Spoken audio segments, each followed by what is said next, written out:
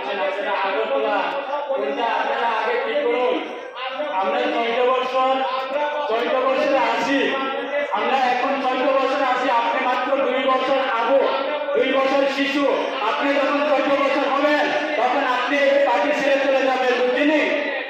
আপনারা চিন্তা আগে ঠিক করুন, আপনারা আগে নিজের মধ্যে ঠিক করুন। আমরা 14 বছর আছি, আপনি যখন 14 বছর যাবেন আপনাদের খুঁজে পাওয়া যাবে না, বুঝছেন? আমরা ভারতের প্রধানমন্ত্রী নরেন্দ্র ভাই মোদীকে বিশ্বাস করি। নরেন্দ্র ভাই মোদী একমাত্র জনজাতি কল্যাণের সমস্যা সমাধান করতে পারবে।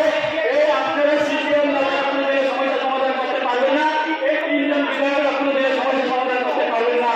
যতক্ষণ পর্যন্ত আপনি আমাদের সঙ্গে বেঞ্চে যতক্ষণ পর্যন্ত না আসবে ততক্ষণ পর্যন্ত কোনো জাতি আমাদের জনজাতির সমস্যা সমাধান হবে না, বুঝছেন? আপনার ম্যাপটা আগে ঠিক করুন, আপনার এরিয়াটা ঠিক করুন। আপনি 14 বছর হবেন তখন আপনাকে খুঁজে পাওয়া যাবে না, বুঝছেন?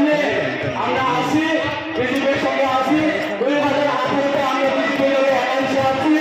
একমাত্র এই সিপিএমের কারণে আমরা আলাদা আলাদা দাবি করছি, বুঝছেন? একমাত্র এই সিপিএমের কারণে।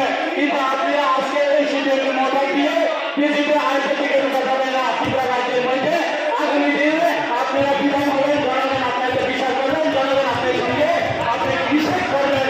যতক্ষণ পর্যন্ত আপনাদের বুঝছেন? আপনারা সঙ্গে থাকবে না জনগণ, আপনারা সঙ্গে থাকবে না জনগণ। আপনি যখন 14 বছর হবেন আপনাদের খুঁজে পাওয়া যাবে না।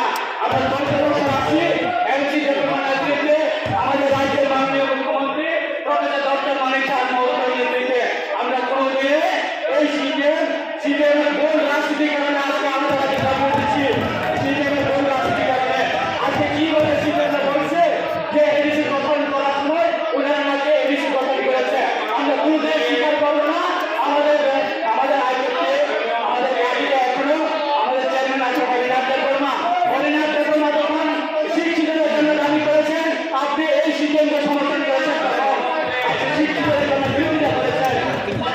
আজকে দিগম্বরবাবু বলেছে দিগম্বরবাবুকে আপনি সমর্থন করছেন।